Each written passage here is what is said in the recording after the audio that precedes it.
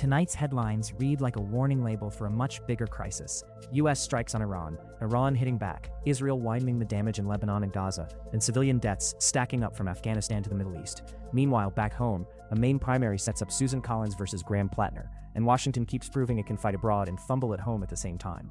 A lot is happening at once, and the way it's being packaged often hides more than it reveals. Some outlets frame this as clean retaliation or defense. Others lean so hard into activist language that they stop sounding like reporters and start sounding like advocates. So let's strip it down to what matters: who is striking whom, what civilians are paying the price, and how these crises are feeding inflation, instability, and political backlash in the US.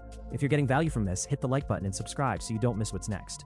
The biggest story right now is the rapid back and forth between the United States and Iran. The trigger, according to US officials, was the downing of an American Apache helicopter near the Strait of Hormuz. Washington answered with strikes on Iranian targets in the south, including areas around Sirak, Jask, Bandar Abbas, and Qeshm Island. Iran's response came quickly. The Islamic Revolutionary Guard Corps claimed attacks on US installations across the region, including bases in Jordan, Kuwait, and Bahrain. Even where the damage is disputed, the message is unmistakable. Both sides are now operating on a hair trigger, and every new strike risks turning a limited exchange into something far larger. President Trump's public tone has been classic pressure politics. First it was pay the price, then it was talk of Iran being defeated, then a new round of diplomatic optimism, then more threats again. That whiplash matters because markets, allies, and enemies all read it as uncertainty, and uncertainty in the Gulf is never cheap. There's also a bigger issue here that gets buried under the daily drama: the Strait of Hormuz. When that waterway is threatened, oil, shipping, insurance, and global trade all take a hit.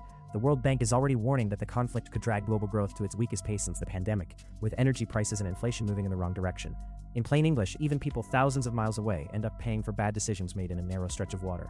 And then there's the civilian cost. Reports say US strikes damaged water reservoirs in southern Iran, leaving around 20,000 people without drinking water. If that report holds, that's not a military footnote. That's a humanitarian consequence. Whatever one thinks of Iran's government, punishing ordinary families by cutting off water is not some clean strategic masterstroke.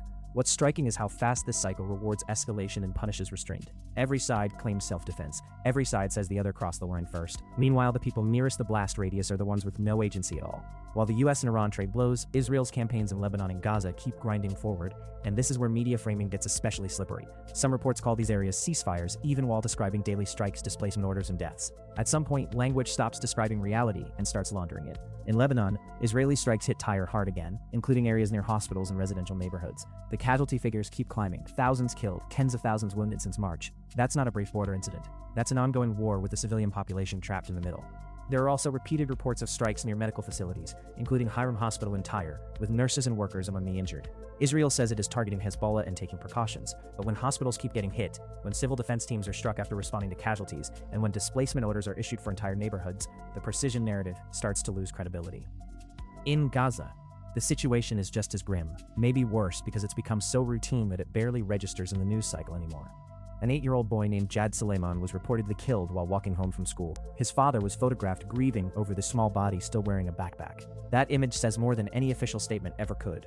And this is the part that should bother anyone who still believes words mean something.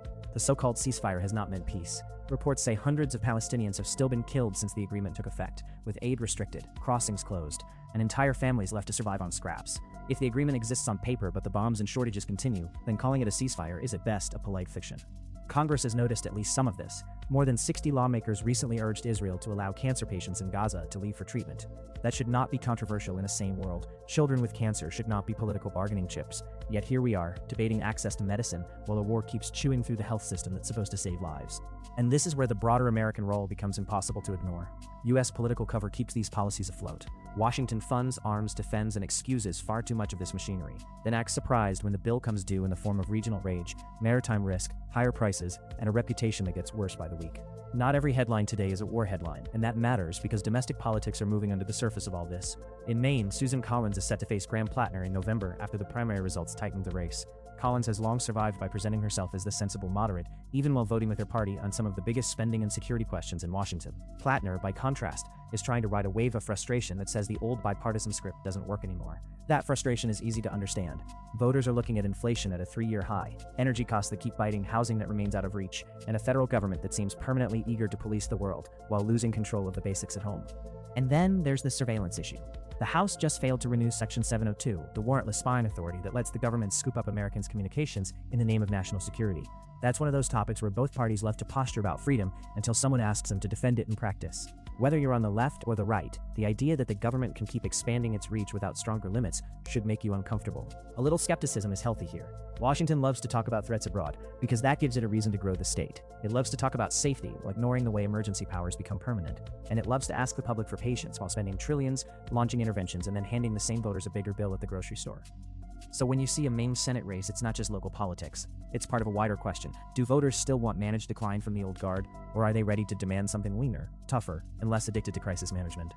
There was also news out of Minnesota that federal prosecutors won't seek the death penalty in the plea deal for Vance Bolter, the man accused of killing a top state Democrat and her husband, and attempting to kill another lawmaker and his wife.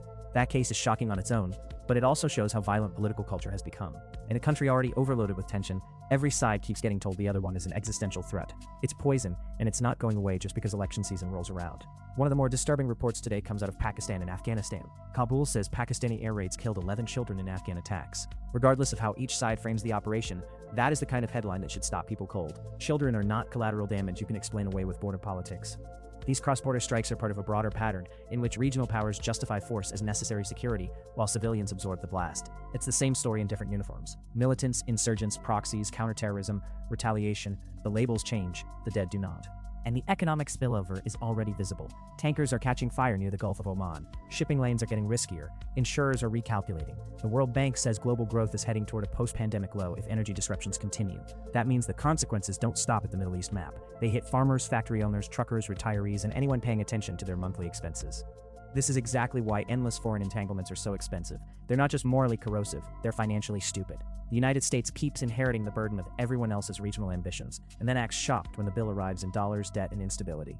There's also a media problem. Some outlets cover only the retaliation they approve of. Others only cover the victims that fit their ideology. Real reporting should be capable of saying three things at once. State violence is escalating, civilians are suffering, and U.S. involvement is making the whole situation more dangerous, not less. Here's the short version. The US and Iran are in a dangerous exchange of strikes that could still widen fast. Israel's operations in Lebanon and Gaza continue to inflict heavy civilian damage, no matter how often officials wrap it in the language of precision or ceasefire. Back home, the Maine Senate race and the failure to extend warrantless surveillance powers show a public mood that's turning more skeptical of the political class. And globally, the price of all this isn't abstract. It shows up in inflation, shipping risk, medical shortages, and dead children in places most Americans will never see on a map. If you want more straight reporting that cuts through the spin, make sure to like the video, subscribe, and turn on notifications. And I want to hear your take. Are we watching another endless escalation, or is there still a path back to sanity before this gets worse? Drop your thoughts in the comments, and I'll see you in the next one.